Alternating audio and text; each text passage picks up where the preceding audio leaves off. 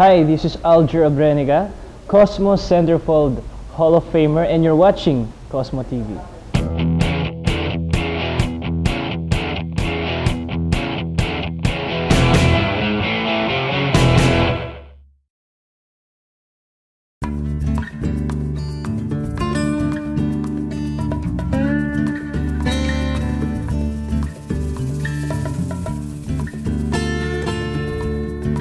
I consider Cosmo as one of the turning point of my career talaga. Noon kasi, laging tweetams ang characters na ginagampanan ko. Pero nung dumating opportunity na naging one of the centerfolds of Cosmo, malaki yung changes na nangyari. Like, ang tingin nila sa akin na mas nag-mature na and sexy na. So, talagang panibago lahat sa akin yun. Hindi ako sanay. Diba? So, without Cosmo, siguro ngayon tweetams pa rin. And then smile.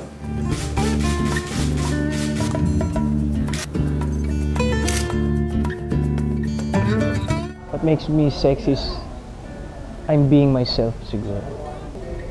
From the moment na kahit sino man yung makaharap ko, pinapakita ko na yung, if I had the chance, yung totoong ako.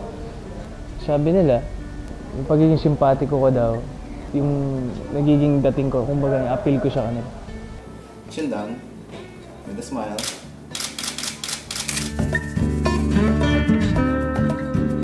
Siguro makaka-catch ng attention ko yung typical Filipina, Maria Clara. Yung tradition natin ng mga kababaihan sa mga Pilipina, sa mga Pilipino, yung the same time witty, smart and sa looks hindi ako masyado, basta simple lang, tsaka yung Maria Clara.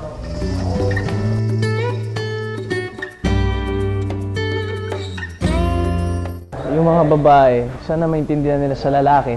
Minsan kasi yung lalaki kasi kailangan magtrabaho, kailangan lumayo. Kasi ginagawa nila na yun para din sa tao minamahal nila. Kaya ako nasabi ko kasi minsan yung mga babae hindi nila maintindihan yun. Parang sinasabi nila na iniiwan sila, na hindi na sila nabibigyan ng importansya. Well, nag-iisip sila lagi. Nag-iisip sila na may third party. Gano'n, di ba? So, kailangan nyo maintindihan, girls, na kaya lalaki kasi kailangan magtrabaho at ginagawa nila yun para siya. Pero mas malapit yung alis ko dun sa kapila. Sana ganyan na itsura ng lahat ng kusinero.